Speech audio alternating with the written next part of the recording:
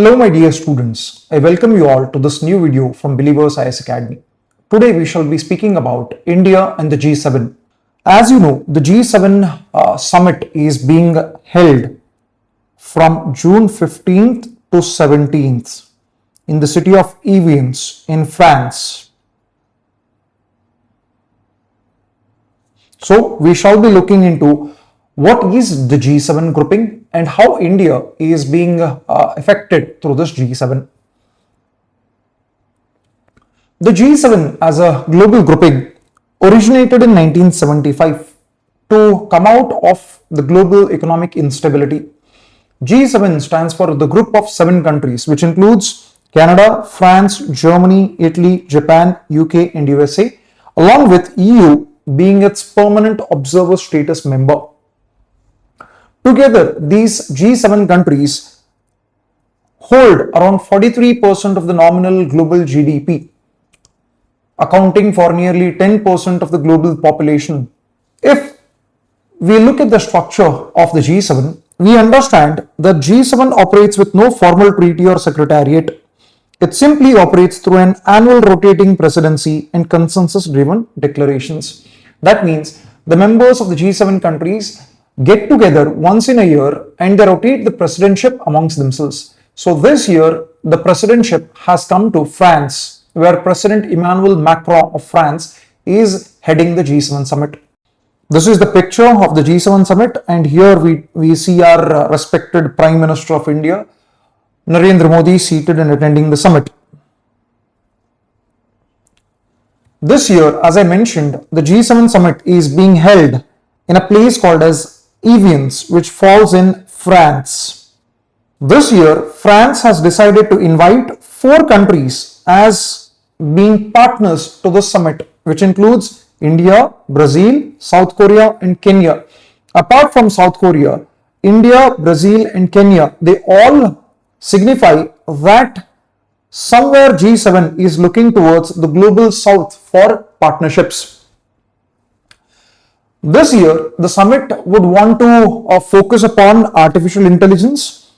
If you remember, last year, a global AI summit was held at New Delhi under the presidentship of Prime Minister Narendra Modi, where he had invited France to become a part of this grouping. So Emmanuel Macron has reciprocated that gesture by inviting India as a special strategic partner to the G7 summit this year. Once again, a discussion shall be held on the future of artificial intelligence and how the countries can come together and leverage the possibilities of artificial intelligence. Also, the discussions will center around the critical minerals which would secure supply chains for energy transition. Discussions will also be held upon geopolitical crisis, as we understand the US-Iran-Israel crisis is going around. Alongside, Russia-Ukraine crisis is also going along or happening. So the discussions would definitely involve all these countries and how do we navigate the global crisis periods. What is the position of India in the G7 summit? We know that India is not a member of the G7. Then what is the status of India in the G7? India has until now received 13 invitations and has achieved the attendance of 7 consecutive summits. For the first time, India was invited to G7 in 2003 when Sri Atal Bihari Vajpayee was the Prime Minister of India. And since then, India has been continuously been attending G7 summits except for a few years. 2019 was the beginning of the unbroken streak of India's attendance to the G7 summit. So, Prime Minister Narendra Modi has been attending G7 summit as a special invitee for almost 7 consecutive years now. In 2023 to 2025, India was elevated as a top priority partner within the G7, which means India is now participating in all the discussions that are happening in the G7 and just not in the outreach sessions. That means G7 somewhere understands that India's ascent to power and economic heights is an important parameter for them to align with India's interests. So India has been given invitations or extended invitations for the past continuous 7 years, and the Prime Minister of India has reciprocated it by attending all of them continuously. So in the EVN summit that is taking place right now as we speak, India is a central architect of this global agenda, expanded agenda. How does India fit into the G7 architecture? India is positioned at a very interesting stance. India today is not only very comfortable in dealing with Western countries, which includes US, EU, as well as G7 put together. India is also a very important leader in the BRICS economies.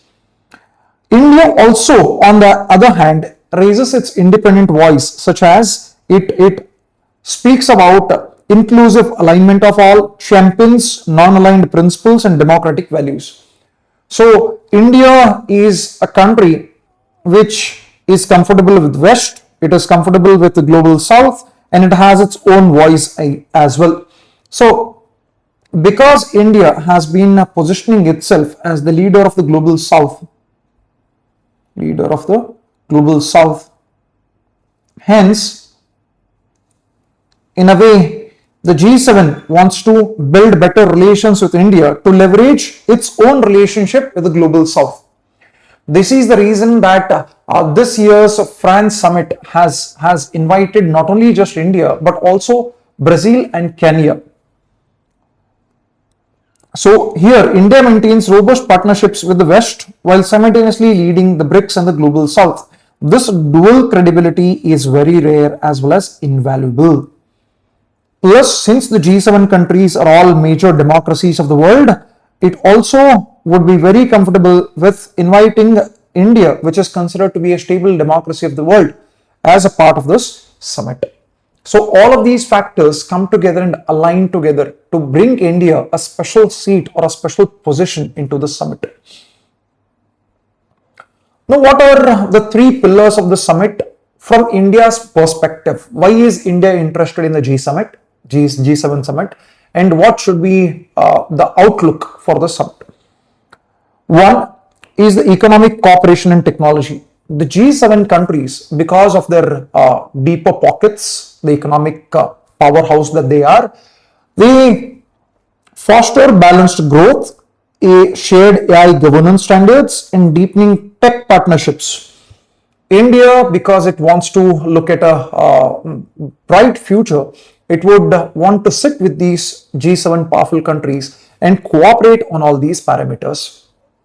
Second is India's energy and maritime security reasons. Addressing regional stability in West Asia to protect critical global trade routes and energy supply chains has become very critical for India. Now, on the sidelines of the G7, Prime Minister Modi met US President Donald Trump, and he has raised the question of lack of trust or the prevalence of trust deficit amongst the countries in dealing with the crisis in West Asia. India, because it is very heavily dependent on the energy coming from the Middle East, would want or would like to have this crisis over as soon as possible. So India gets a wonderful opportunity to sit with the big players on the table who are primarily the decision makers in Europe, to convince them as to how the energy crisis could deepen and how it could create more chaos in the remaining parts of the world. Third is the institutional reforms. Interestingly, the countries in the G7 are also the countries which are the P5 in UN Security Council. So India gets a closer call to convince these nations to expand the UNSC in granting a permanent seat to India as well as other nations. India has been demanding a permanent seat for itself in the UNSC for almost 2 decades now. And the the P5 or the G7 countries have positively reciprocated to India's concerns. So this is a platform whereby India can remind of the G7 countries' commitments towards India's UNSC permanent membership. Apart from this, we also have a very interesting thing going on here. The Indo-Mediterranean vision, whereby India tries to engage with Europe, predominantly the G7 countries, through the India-Middle East Economic Corridor, the IMEC. Last year, India, Dubai, Saudi Arabia and Europe, that is EU, came together and proposed a corridor called as IMEC so that they can trade better and they can trade quicker and develop or foster greater relationship amongst themselves. So India, by being a part of the G7 summit, India can now leverage this framework and build closer relations with them and expedite the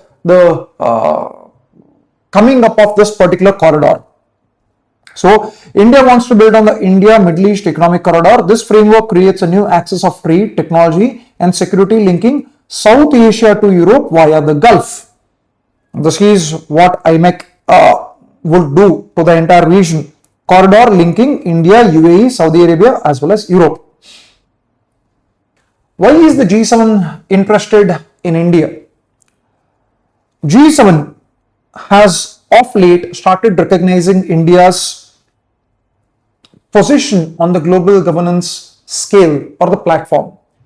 India, by delivering the message that it has become a leader of the global south, is engaging with the G7 on a firmer tone. So G7 now recognizes India as a very dominant player, holding control over or influencing over a lot of global southern countries. India has also been mediating between industrial powers and emerging economies with unmatched credibility. This is a skill set that India has that other countries lack. On one hand, you can comfortably sit with the global powers. On the other hand, you also convince the poorer countries of the world to speak up for themselves or to demand for their rights on the global platform. So, what does the future hold? The global stability depends on this new integrated diplomatic architecture that the G7 is all about. So by being part of the G7, India can now position itself and send in a message to the other countries or the other economies that we are arriving on the global stage. We are being taken seriously on the global stage. And India's economic might shall not stop here.